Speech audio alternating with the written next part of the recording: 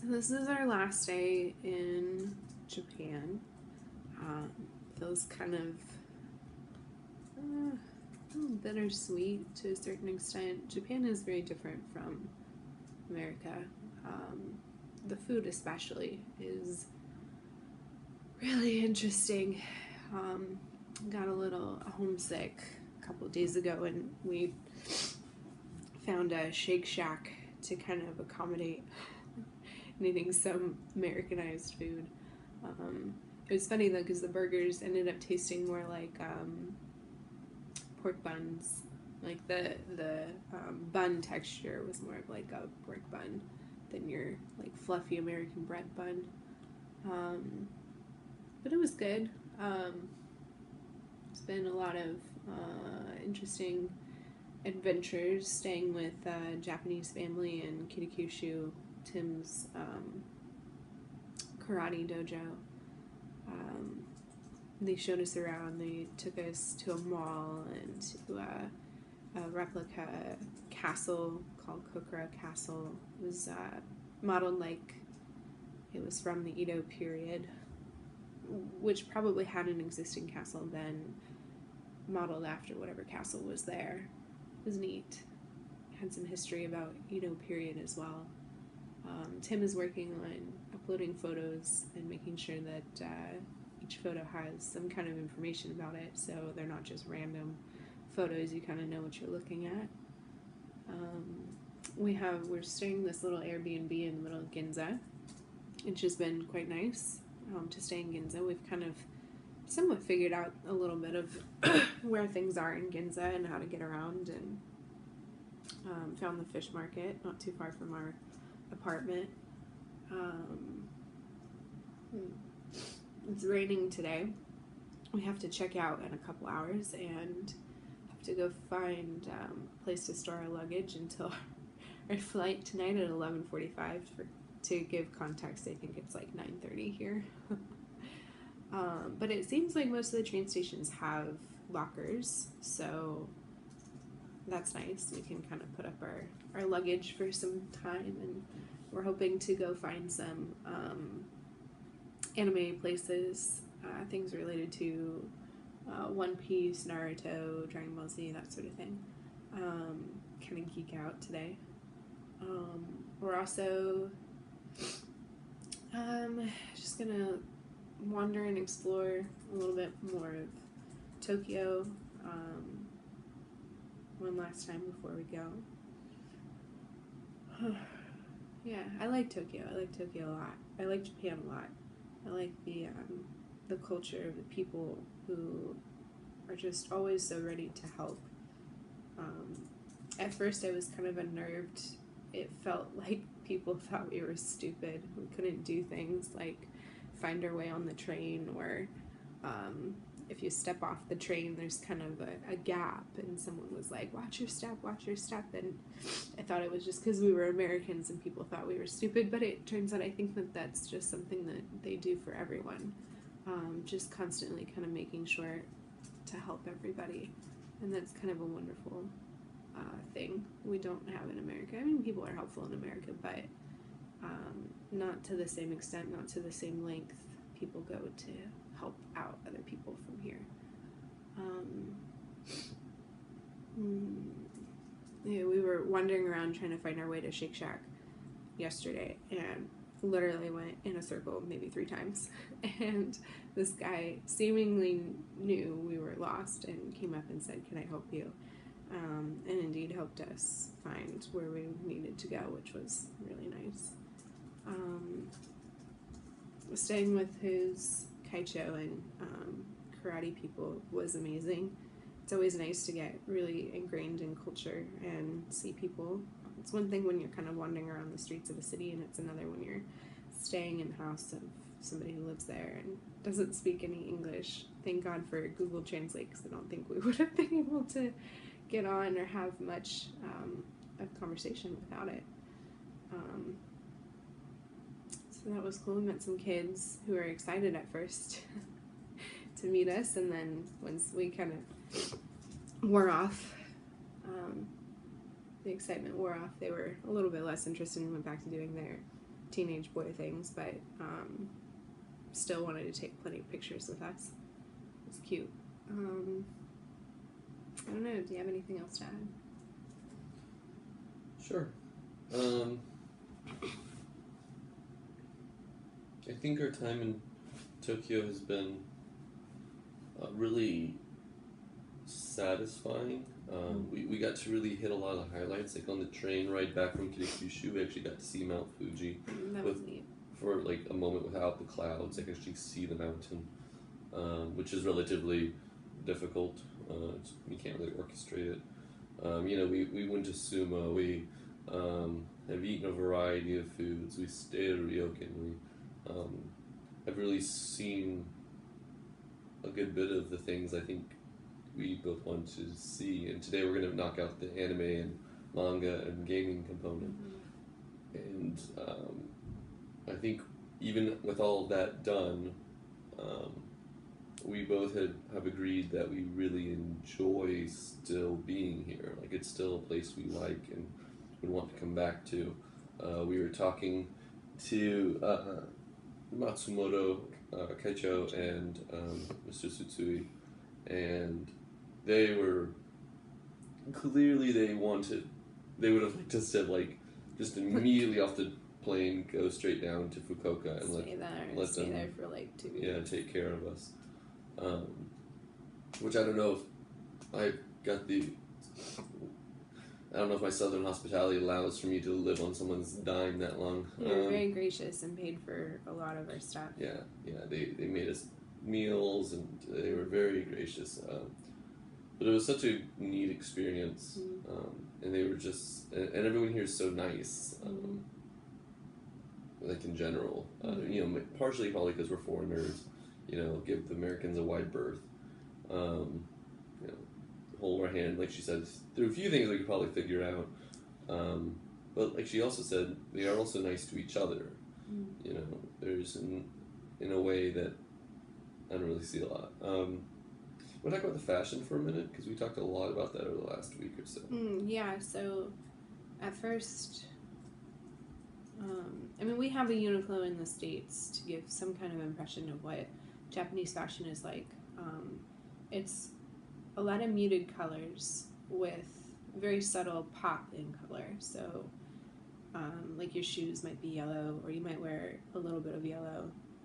It's not as bright as like, I don't know, Southern California fashion or something. And it's a lot more conservative than I expected it to be. Definitely high-necked, t-shirts, cover full shoulders. Not a lot of shorts. Not a lot of shorts or short skirts. Most skirts seem to go to the knees or below. And that isn't to say you don't find people who, dress outside of that. Though for us, it's kind of hard to tell whether they are Japanese or if they possibly came from somewhere else in the Asian area. A lot of heels, at least in Tokyo. And I was kind of noting that even their dress today, at least for the women, seem very reminiscent of kimonos with these like kind of big billowing sleeves and the pants that are kind of wide at the bottom, or skirts that are pleated. So even though it's modern, you still see a lot of tradition and culture in their style. And yet the style is, it could very easily translate to American fashion or European fashion. It's not necessarily isolated to just Japan. The stuff that I bought here I can wear, I feel like, anywhere, and you wouldn't necessarily be like, yes, that's Japanese. But I like it. I like the fashion here quite a bit. It matches a lot of what I like to wear, a little bit more on the conservative side, and elegant and classy. Just kind of rings out to me over and over again as you see, women passing by you on the streets and stuff. Just very classy. Men's fashion is the same everywhere. Suits and nice shoes. Yeah, that's The shoes are a little bit more square here. I was gonna say shoes seem to still be really very much like there's not a lot of men's jewelry that I saw. Not a lot of the accessories and accoutrements that you see used in America. Very much though the shoes. They are legit shoes. Yeah, and ties aren't really significant. It does seem like they have custom shirt stores. Like you can go pick out your fabric to make a custom shirt. Seems to be pretty prevalent, which I imagine it's a lot of businessmen here that would be willing to pay for custom shirts. In the same shops that they have custom kimonos still. Let's see. Yeah, I don't know. I was really intrigued by the fashion of Japan, for sure. Yeah, there wasn't as much branding on a lot of the clothing. Also, it was very much just like you didn't see like Puma or Adidas. Like you saw some Nikes, but for the most part, and that was mainly just with the kids. For the most part, it seemed like people's clothing was devoid of any kind of indicator of where they purchased it. Oh, like even the high-end stuff. I mean, especially the high-end stuff. The Chanel and the Dolce & Gabbana and those sort of things. I mean, you might see them on their sunglasses or on their shoes, Tory Burch, that sort of thing. But for the most part, yeah, their actual clothings were brandless. And jewelry style, too, kind of matches mine as well, where it's very subtle and it's very small. And hard to see. You might get some women who have maybe a statement necklace, but even still, they weren't very big, and it'd be the only thing they wore, aside from maybe a wedding ring or something. So yeah, we definitely resonated with their fashion styles, which was neat. Anything else? Pocket Wi-Fi is amazing. Pocket Wi-Fi is amazing. We had that, the last couple of days. For the most of the time, I just haven't had internet. We actually had a hard time with internet in general. Just having internet while also having time to write all this stuff up has been relatively difficult. But then we got here and we got the pocket Wi-Fi, and I was able to go like around town playing Pokemon and using Google Maps and such, and it worked. And that is so cool. If we do a trip like this ever again, we may actually see about getting the pocket Wi-Fi for the duration of the trip because it's just really useful. Yeah, that's true. Yeah. Yeah, I can't wait to come back. I'm sure I will say this about every place we go to, but Japan was, the place that I wanted to go to most, and it definitely filled all my expectations of what I thought Japan would be like, and I'd be happy to come back again. But we leave for Bali. Yeah, we leave for Bali, which will be, I'm sure, another beautiful place that I will say, I could come back here too. Let's talk about Hiroshima for a minute. Ooh, that one was rough. Yeah, Hiroshima was definitely an emotional challenge for both of us, where we don't come from an era of World War II or really having been on the American side of, bomb Japan because, to a certain extent they bombed us and they weren't giving up on the war and all of that stuff. We didn't live in those moments. We come from a much later generation. We just felt very guilty upon being at Hiroshima, seeing its devastation and knowing that it was, our country that caused it. It was devastating to see what it looked like, how people suffered, skin falling off, just going about your normal day, seeing a bright light, and then suddenly everything is gone, burning, people around you are screaming. Like I said, your skin is just melting off your fingertips, off your face. Children dying, not knowing where the rest of your family is. I mean, it's horrific. And it was really sad. It felt weird being an American being there. And it's not that anybody made us feel guilty. anybody that came up to us and said, you know, you shitty Americans or anything like that. I mean, you know, I don't even know if people noticed that we were Americans per se. There were plenty of people from many different backgrounds who would come to meet there, and a lot of school children would come to different memorial sites and sing, and we didn't really know what they were singing, but, you know, something probably along the lines of, you know, remember this day and remember that peace is important. It seems like that's a lesson that was kind of taken from the whole situation, which was absolutely the best message that could have been taken. To always think of peace and to never let this sort of thing happen again, not only in Japan but nowhere.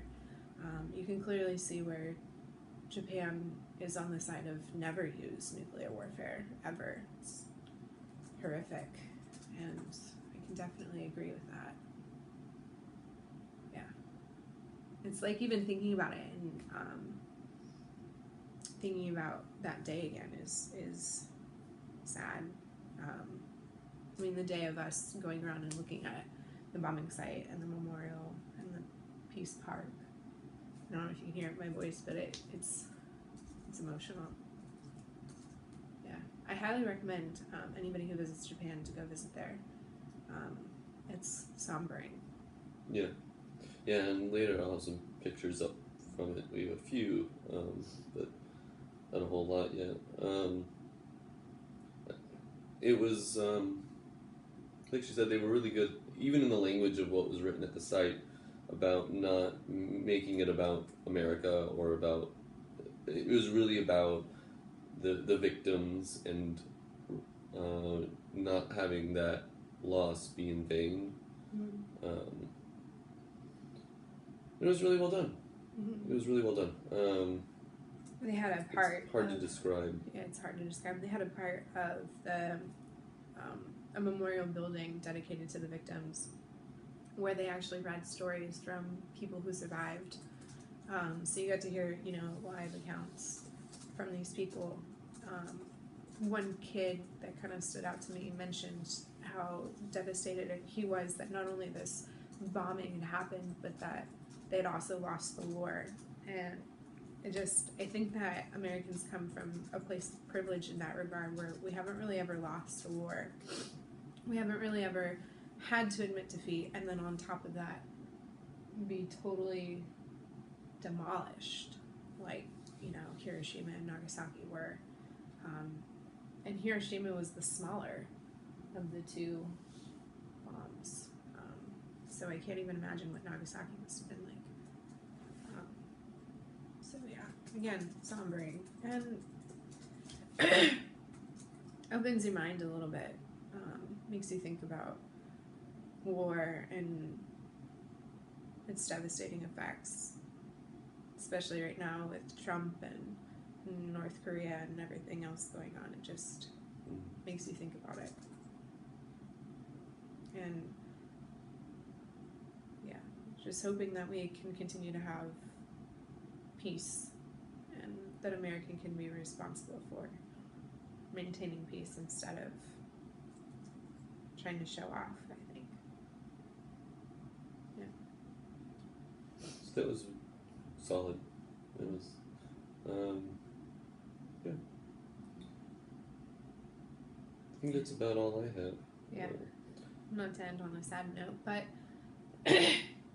it's kind of why this ending of Japan is sort of bittersweet. There've been a lot of challenging moments, a lot of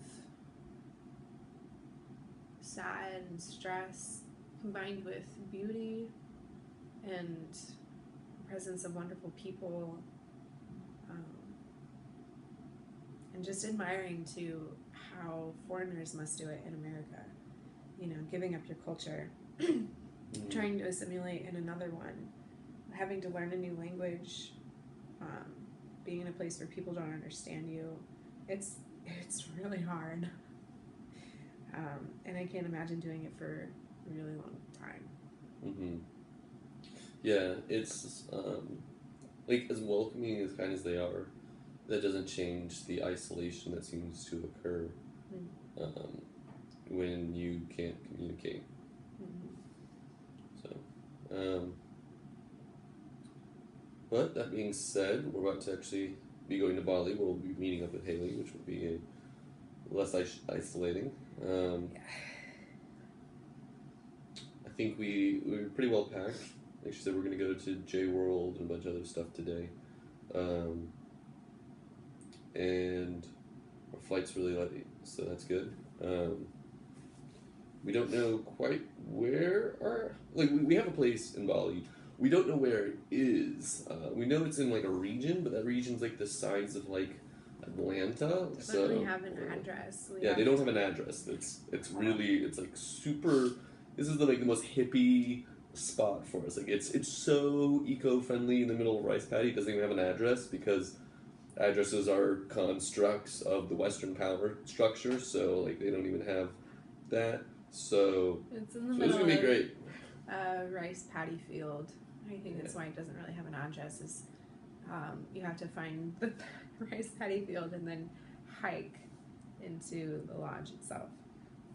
So that'll be its own challenge, and we're looking forward to it. It's an understatement. But we'll have a friend to help us do that. Mm-hmm. So I'm pretty pumped actually about it. Yeah, it'll be fun. Until then. Yeah. All right. Bye. See you guys.